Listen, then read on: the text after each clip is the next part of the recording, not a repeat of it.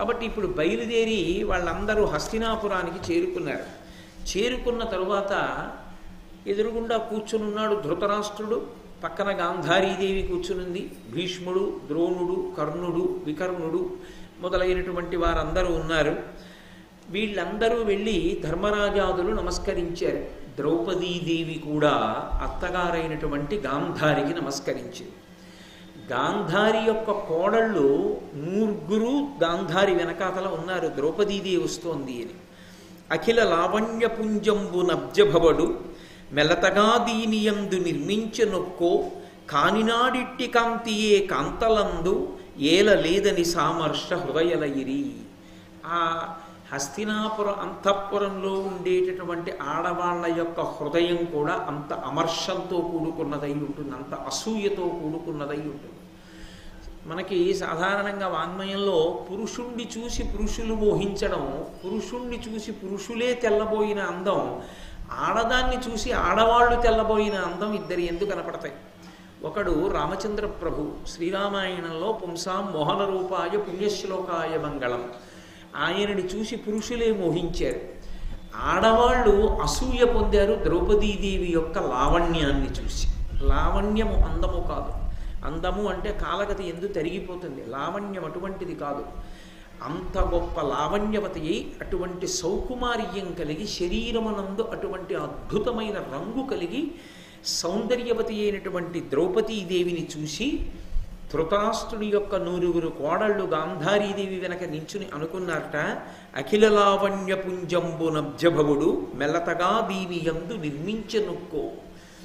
ఈ ప్రపంచంలో ఉన్నటువంటి అఖిల లావణ్యాన్ని తీసుకొచ్చి ఈ ద్రౌపదీదేవి యందు నిక్షిప్తం చేశాడేమో అబ్జభవుడైనటువంటి బ్రహ్మగారు.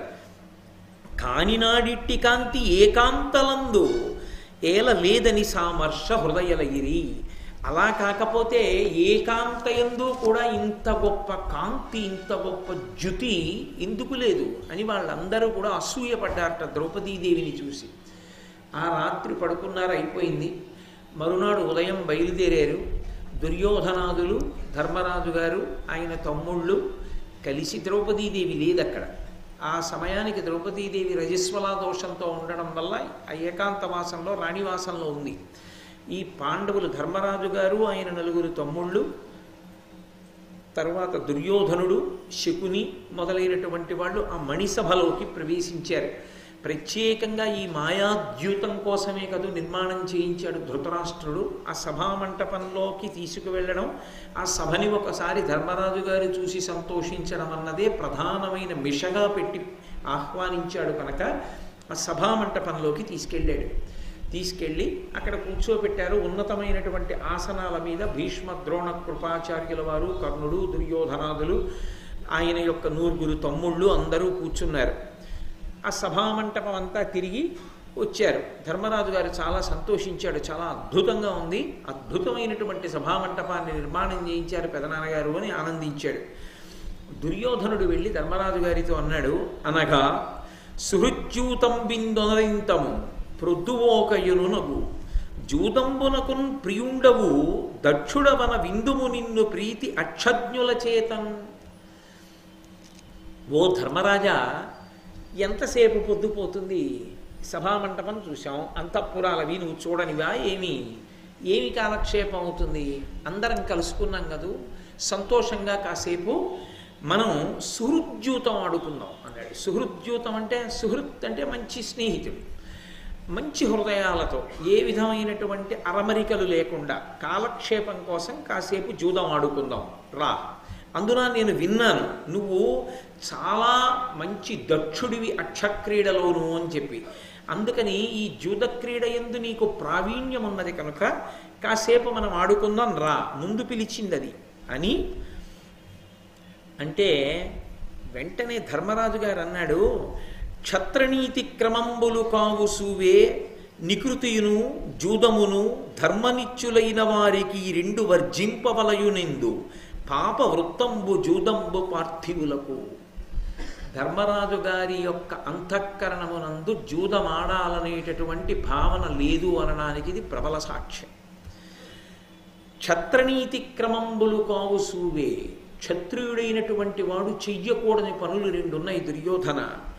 ఒకటి, అన్నిటికన్నా నికృతియును మోసం చెయ్యడం అనేటటువంటిది క్షత్రియుల యొక్క నీతి ఎందు లేదు. అది క్షాత్రధర్మం కాదు. అందుకని మోసం చెయ్యకూడదు, జూదం ఆడకూడదు, ఈ రెండూ చెయ్యకూడదు. ఈ రెండూ చెయ్యకూడదు కనుక వర్జితములైనటువంటివి, విడిచిపెట్టవలసినటువంటివి. ఈ జూదం మనకెందుకు? జూదానికి ముందు మోసాన్ని కూడా కలిపి శకుని వంక చూశాడు. ఆయనకి తెలుసు శకుని మోసంతో కూడుకున్నటువంటి క్రీడ యందు ధర్మరాజు యొక్క ఐశ్వర్యాన్నంతటినీ పొందడానికి ప్రయత్నం చేస్తున్నాడు అని శకుని వంక చూస్తూనే ఒక మాట అన్నాడు. కుటిల మార్గులైన కుచ్చిత కితవుల తోడగడగి జూదమాడ జనదు దాన చేసి అర్ధ ధర్మ వివర్జితులగుదు రెట్టివారు జగములోన. కాపక్ష్యంతో మోసంతో జూదమాడేటటువంటి నీచమైన జూదగాళ్ళు ఉంటారు. అటువంటి నీచమైన జూదగాళ్లతో ఎన్నడూ జూదం ఆడకూడదు. ఎందుకో తెలుసా? అటువంటి వారితో జూదమాడితే అర్థము డబ్బొక్కటే పోదు, ధర్మం కూడా పోతుంది. ధర్మం పోకుండా కాపాడుకోవడం చాలా కష్టం అవుతుంది. కాబట్టి ఈ రెండు మాటలు చెప్తే శకుని వెంటనే జోక్యం చేసుకుని అన్నాడు, జూతకళాకుశలండగునాతడు లోకజ్ఞుడును మహామతియును విఖ్యాతుడునకు సక్షత్రియ నీతి విధుడు తగునేదాని నిందింపంగన్. నన్నయ్య గారు ఆంధ్ర మహాభారతంలో దీన్ని ప్రధాన అంశంగా తీసుకున్నారు. ఎందుచేత అంటే సుక్షత్రియుడైనటువంటి వ్యక్తిని క్రీడాజ్యూతానికి పిలిస్తే, సుహృజ్యూతానికి పిలిస్తే, లేదా జూత క్రీడకి ఆహ్వానిస్తే కాదు అని అనకూడదు, అది ధర్మయుద్ధంతో సమానము అని. కాబట్టి దానికి వెళ్ళవలసిందే. అందుకుని శకుని ఈ ధర్మాన్ని అడ్డు వేసి మాట్లాడుతున్నాడు. ద్యూతకళా కుశలుడివి నువ్వు, లోకజ్ఞుడివి, లోకమర్యాదలన్నీ తెలుసున్నవాడివి, మహామతివి, నీకు తెలియని విషయాలేం లేవు, విఖ్యాతుడవు, అపారమైన కీర్తి గడించినటువంటి సుక్షత్రియుడవైనటువంటి ధర్మరాజా, నువ్వే అలా మాట్లాడచ్చా? అక్షక్రీడ గురించి అలా అనొచ్చా? అది ఆడడం తప్పు అని క్షత్రియుడు అనొచ్చా ఒక మహారాజు?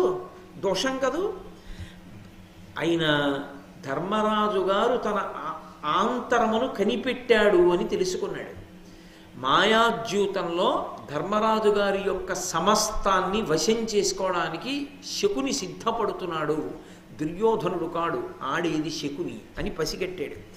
పసిగట్టి ధర్మరాజు మోసం జూదం గురించి మాట్లాడుతున్నాడని తెలుసుకున్నవాడై శకుని స్పష్టంగానే ఒక మాట చెప్పాడు. బలహీనులైన వారలు బలవంతుల ఒడుచునప్పుడు బహుమాయల నచ్చలమున చేయుట ఎందును కలయదియా జయంబె కాదే కర్తవ్యం విలన్. అయినా బలహీనులైనటువంటి వాళ్ళు బలవంతులైన వాళ్ళని గెలిచేటప్పుడు నానా కపటోపాయములను పొందుతారు. అంతేకాని పన్నకూడదంటారా? ఎక్కడైనా పన్నకుండా గెలవడానికి అవతలవాడు బలవంతుడని తెలిసిన తర్వాత ఓటమే కదూ నిర్ణయం. ఇంకెందుకు, ఇంకా అసలు యుద్ధం చేయడం ఎందుకు, ఆడడం ఎందుకు? అవతలవాడు బలవంతుడు, మనం బలహీనులం అని తెలుసుకున్నవారు గెలుపు కావాలనుకున్నప్పుడు కపటోపాయాన్ని మిళితం చేస్తారు. అంత మాత్రానికి అది మోసం మోసం మోసం అంటామే, గెలవడానికి ఆ ప్రయత్నం ఉండదా? అది పెద్ద దోషమా అన్నాడు. ఎంత స్పష్టంగా బయటపడిపోయాడో చూడండి. అయితే నన్నయ్య గారి హృదయం ఏమిటంటే ఆ జూత క్రీడ అటువంటిది. ఒకసారి వచ్చి కూర్చున్న తరువాత ఊబిలో దిగపోరిపోతున్నవాడు పైకి రావాలని కొట్టుకున్న కొద్దీ లోపలికి వెళ్ళిపోయినట్టు, ఒకసారి కూర్చున్న తర్వాత ఎన్ని ధర్మాపన్నాలు మాట్లాడినా, ఎన్ని ధర్మాలు చెప్పినా పూర్తిగా అన్నీ పోయే వరకు పైకి లేవలేడు. ఆ వ్యసన బలం అటువంటిదని నిరూపించడం నన్నయ్య గారి హృదయం కాదు. ఆయన వ్యాస హృదయాన్ని అనుసరించి ధర్మానికి కట్టుబడ్డాడనడం సంస్కృత భారతం యొక్క హృదయం. కాబట్టి జూదమాడడం నీకు భయం అయితే మానేవయ్యా అన్నాడు. ఇది ఏదో అవతల వారిని కవ్వించినట్లుగా వచ్చినటువంటి మాట. జూదమాడడం అసలు నీకు భయం, అందుకు ఆడటం నువ్వు. అంతేకాని మోసపు జూదం, కపటంతో కూడుకున్న జూదం, ఇన్ని మాటలు అంటావే? అసలు ఆడావా? నువ్వు ఓడావా? ఎందుకు ఆ మాటలు? నీకు ఆడడం భయమైతే ఆడకు అన్నాడు. ఈ మాట రెచ్చగొట్టింది ధర్మరాజు. ఆడాలనుకున్నాడు.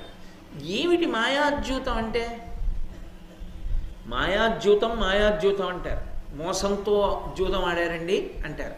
నేను ఒక్క మాట అడుగుతాను, చెప్పండి. శకుని ఇటు కూర్చున్నాడు, ధర్మరాజు గారు అటు కూర్చున్నాడు. అసలు ధర్మరాజు గారు పందెం వేయలేదు.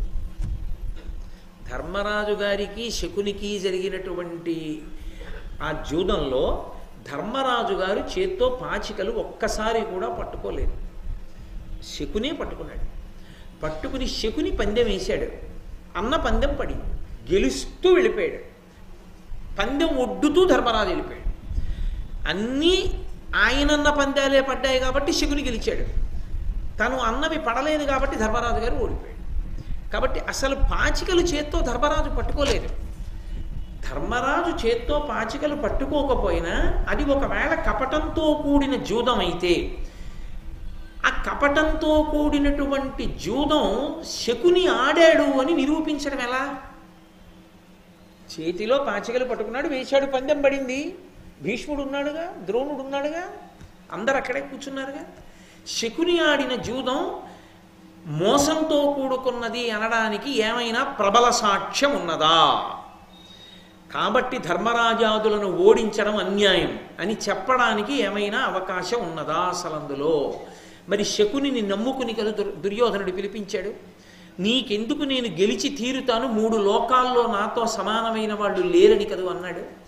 మరి అంత గొప్పవాడైన వాడు, ఇన్నింటినీ తను గెలవగలిగిన వాడు, అనుజ్యూతంలో పాండవుల్ని 12 ఏళ్ళు అరణ్యవాసానికి 1 సంవత్సరం అజ్ఞాతవాసానికి పంపగలిగిన శకుని 12 ఏళ్ల అరణ్యవాసం 1 సంవత్సరం అజ్ఞాతవాసం అయిపోయి పూర్తి చేసుకుని బయటికి వచ్చినటువంటి పాండవులతో కురుక్షేత్ర యుద్ధం చేసి అందరూ చచ్చిపోయే బదులు మళ్ళీ జూత క్రీడకు ఆహ్వానించి మళ్ళీ ఎందుకు జూదం ఆడలేదు? 2 మాటలే ఎందుకు ఆడాడు? ఎక్కడుంది అసలు మోసపు జూదం? అది శకుని కపటంతో ఆడాడనడానికి సాక్ష్యమేమి అంటే ఒక్కటే సాక్ష్యం. ఏమిటి ఆ సాక్ష్యం అంటే, జూదానికి ఆ పందెం వేయడానికి పట్టుకునేటటువంటి ఆ పాచికలకి ఒక అధిష్టాన దేవత ఉంటుంది. ఆవిడ పేరు పాశాధిష్టాత్రి అంటారు. చిన్న చిన్న స్థాయి దేవతలు ఉంటారు, వాళ్ళు వశవర్తులు అవుతారు, వాళ్ళు వశం అవుతారు. చాలా దానికి సంబంధించినటువంటి తుచ్చమైన ఆరాధనా విధానం తెలిస్తే వాళ్ళు వశవర్తులు అవుతారు. వాళ్ళ వశవర్తులైతే వాళ్ళు చెప్పిన మాట వింటారు. వాళ్ళు చెప్పిన మాట వింటే ఎవరికి ఆ దేవత వశపడుతుందో వాడు ఏమనుకున్నాడో అదే పడుతుంది తప్ప ఇంకొకడు అనుకున్నది పడదు. అది శకునికి తెలుసు. శకునికి ఆ పాచికలకి అధిష్టాన దేవత అయినటువంటి పాశాధిష్టాత్రీ దేవతని వశం చేసుకున్నాడు. వశం చేసుకున్నటువంటి కారణం చేత ధర్మరాజుని నేను ఓడించగలను అని తెలుసు. ధర్మరాజు గారికి ఆ దేవతని వశం చేసుకున్నటువంటి ప్రయోగం తెలియదు. అటువంటి పని ఆయన చెయ్యలేదు, అందుకని నాతో ఆడలేడన్న విషయం కూడా శకునికి తెలుసు. కానీ పర్వంలో అరణ్యవాసం చేస్తున్నటువంటి పాండవుల దగ్గరికి బృహదశ్యుడు అనబడేటటువంటి మహర్షి వచ్చారు.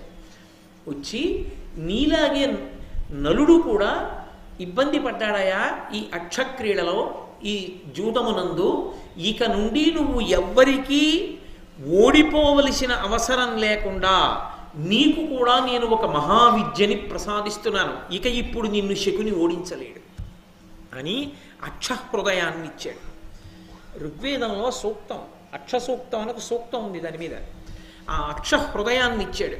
ఆ అక్షహృదయాన్ని పొందాడు ధర్మరాజు. అరణ్యవాస సమయంలో పొందాడు.